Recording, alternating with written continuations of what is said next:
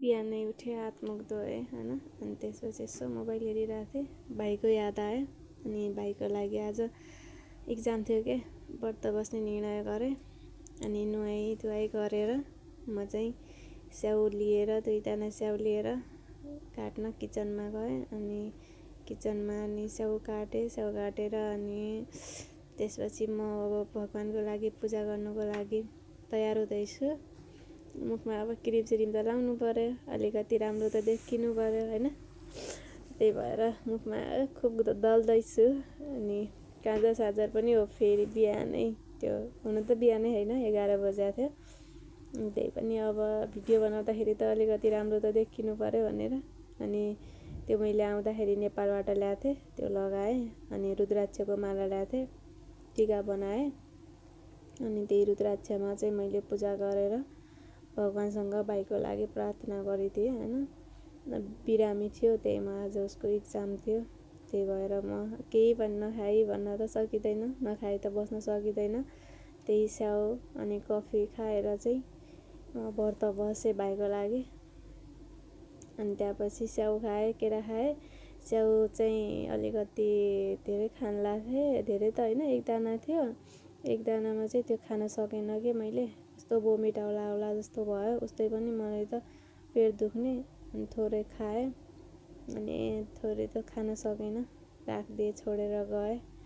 अनि स्कुल जानको लागि ज्याकेट स्याकेट लगाएर कपाल सपाल अब त्यस्तै तिनै थियो, भिजेको थियो कपाल, त्यस्तै ज्याकेटमा लुकाएर टोपी हाल्नु पर्यो नि त, ज्याकेटमा लगाएर चेन लगाएर अनि फेरि हातमा पन्जा त लगाएन, बाहिर चाहिँ हुन त चिसै थियो।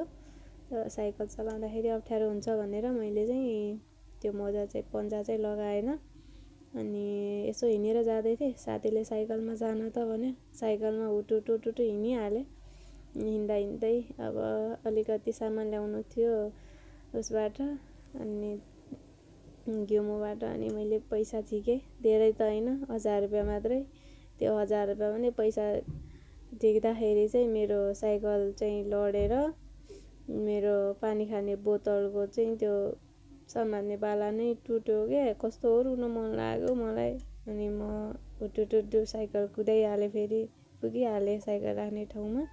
साइकल राखेर म यसो बाटोतिर लागेँ। यो चाहिँ मेरो गएको जाने बाटो। यो चाहिँ गएकोको अगाडि चाहिँ एकी नजिकै छ नि त गएको। त्यही भएर त्यहाँनिर अब सिङ्गो लागेको थियो। अनि सिङ्गो लाग्दाखेरि यताउति मोबाइल घुमाइरहेको छु म, कम्ता बाठी बस्छु, कपाल सपाल धोएको छु नि त, कसैले हेर्ला भनेर के साह्रो हो। म पनि छ्या बेइज्जतै हो क्या, अब यो जापानमा कसले हेर्ने हो हामीलाई। अनि त्यहाँपछि म यसो हिँडेँ, लागेँ, सिङ्गो नि खुल्यो, गएकोको भित्र छिरेँ। त्यहाँपछि बाटोमा हिँड्दै थिएँ। अनि अब यसो हिरुनी पल्टिँदै थिएँ कि कपाल सपाल खुब सुमसुम्याउँदै थिएँ।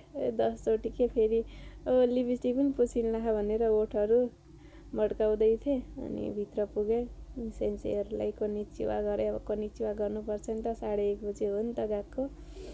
अनि सेन्सेले सोधिराख्नु भएको थियो कि किन लगाएको टिका भनिराख्नु भएको थियो। अनि मैले भने आज चाहिँ व्रत छ मेरो भनेको। अनि व्रत बसेको भनेको, ल ठिक छ, राम्रो देखिया भन्दै हुनुहुन्थ्यो। अनि म पनि फेरि त मक्खै। अनि त्यहाँपछि फेरि आफ्नो क्लासतिर लागेँ। क्लास फेरि 4थो तलामा थियो। अनि त्यहाँ फेरि हिरुनी नै पल्टिरहेको छु कि 10 चोटि ओठै मड्काइरहेको छु, के हो कुन्नी, के थियो कुन्नी त्यस्तो। अनि त्यहाँपछि क्लासमा पुगेँ, साथीहरू थिए, कोनिचिवा गरेँ। अनि त्यहाँपछि पुगेँ, झोलासोला राखेँ होइन।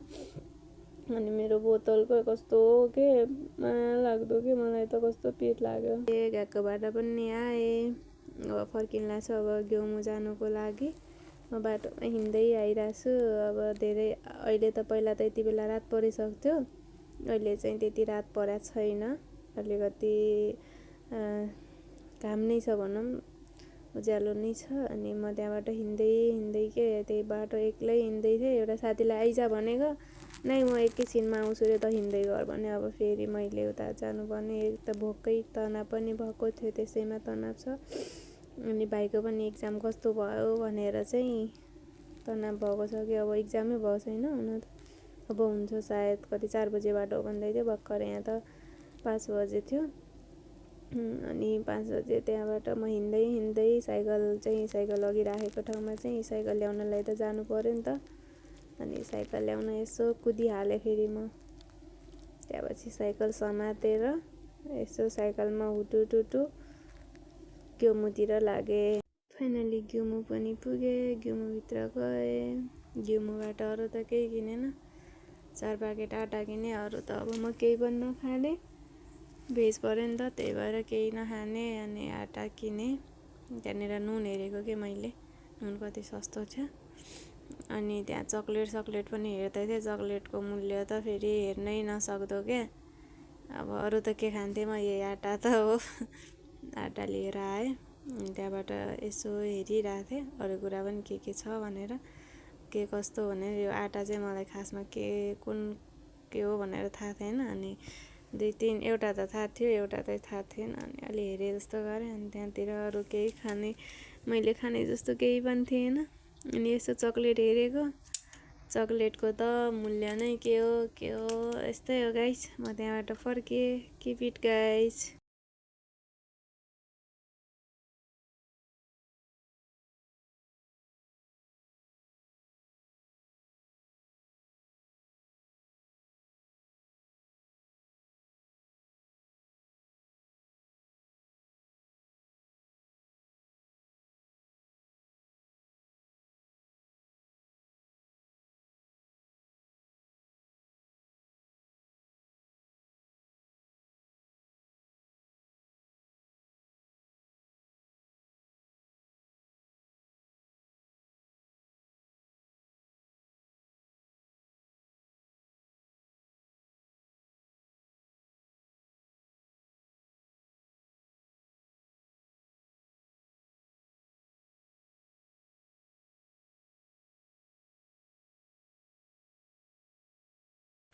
ग्युमु पनि पुगेँ म।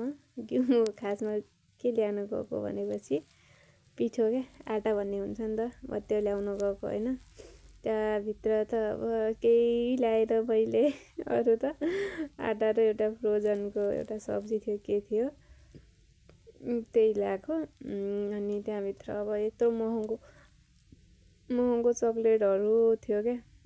के अरे, यहाँ चाहिँ मैले के देखाएको छु है, त्यहाँनिर नुन र चिनी मात्रै के, कति सस्तो के। मैले अस्ति 200 हो कि 300 हालेर किनेँ क्या। अनि यहाँनिर चाहिँ कस्तो सस्तो थियो क्या। ग्युमुमा चाहिँ अब 82 मात्रै थियो क्या। अनि तेलहरू सबै सस्तो थियो। अनि मैले चाहिँ 4 प्याकेट आटा समातेँ, एउटा फ्रोजनको त्यो समातेँ। अनि चक्लेट हेरेको त 1000 रुपियाँ नै भन्छ। अनि मैले भने होस् नकिन्ने भने। अनि म त्यहाँबाट कुटुटुटुटु घर फर्किएँ। अब यस्तै हो गाइस। अरू चाहिँ म बिस्तारै हाल्दै गर्छु।